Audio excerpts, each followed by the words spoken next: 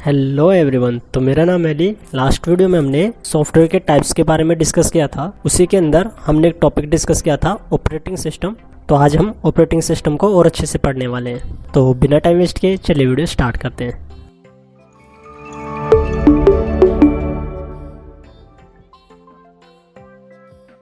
तो सबसे पहले देखते हैं what is an operating system. आखिर एक ऑपरेटिंग सिस्टम होता क्या है। तो बेसिकली ऑपरेटिंग सिस्टम किसी भी कंप्यूटर का मेन सॉफ्टवेयर होता है जिसके बिना आप कंप्यूटर को ऑपरेट नहीं कर सकते। तो अलग अलग कंपनीज़ के अलग अलग ऑपरेटिंग सिस्टम्स आते हैं।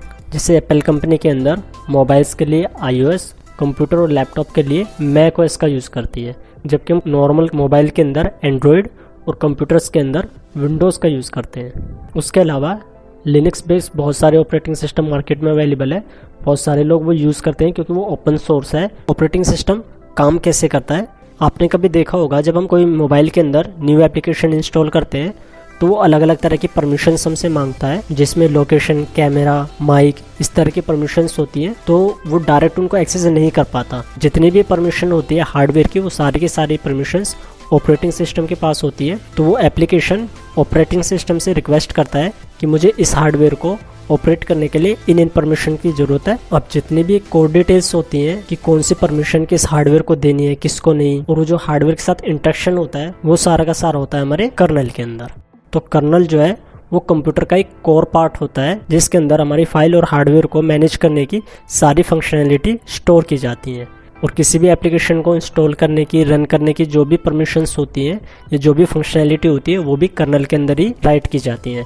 एग्जांपल के लिए अगर हम विंडोज़ की एप्लीकेशन को एंड्रॉयड के अंदर रन कराएंगे तो वहाँ पे वो रन नहीं होगी।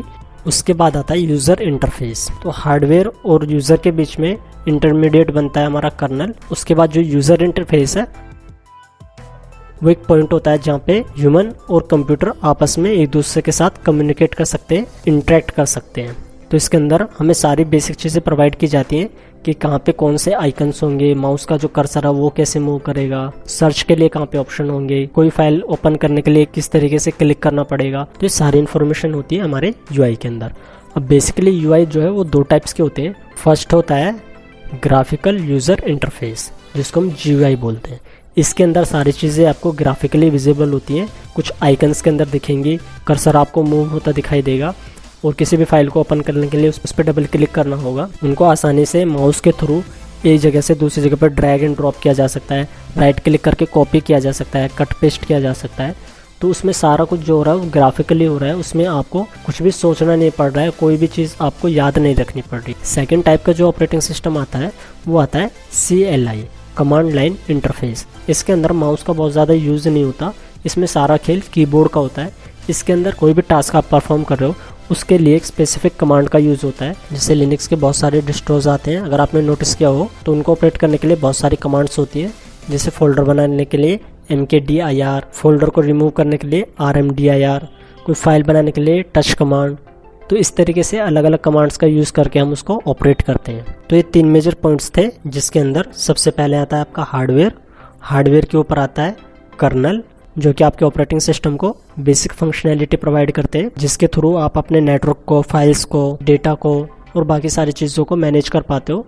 वैसे जो लिनक्स है वो भी कर्नल है। इसके अलग अलग डिस्ट्रोज हैं, जैसे उबंटू, ब्लैक आर्क, पैरट, काली। तो जितने भी लिनक्स के ऊपर ऑपरेटिंग सिस्टम बनेंगे उनकी जो बेसिक फंक्शनैलिटी होगी, कमांड्स लाइन होंगी, वो सारी सेम होंगी। अगर आप कोई एक भी ऑपरेटिंग सिस्टम चलाना सीख लेते हो तो बाकी ऑपरेटिंग सिस्टम आप आसानी से ऑपरेट कर पाओगे। वैसे ही विंडोज़ का जो कर्नल है वो खुद विंडो ने डिज़ाइन किया है, जिसका नाम है विंडोज़ NT। कर्नल के बाद आता है हमारा UI, जो कि एक यूज़र को फ्रीडम देता है कंप्यूटर के साथ इंटरेक्ट करने के लिए। और उसके बाद आती है हमारी एप्लीकेशंस, जिनको हम इंस्टॉल करके उनके ऊपर आसानी से कोई भी टास्क परफॉर्म कर सकते हैं। तो आई होप कि आपको ये चीज़ें अच्छे से क्लियर हो गई होंगी। उसके बावजूद भी अगर आपको कोई डाउट होता है या फिर आप कुछ नया सीखना चाहते हो तो आप नीचे हमें कमेंट कर सकते हो। आगे भी हमारे साथ जुड़े रहने के लिए हमें सब्सक्राइब भी कर लीजिए। तो आज की वीडियो में बस इतना ही, मिलते हैं आपसे नेक्स्ट वीडियो में।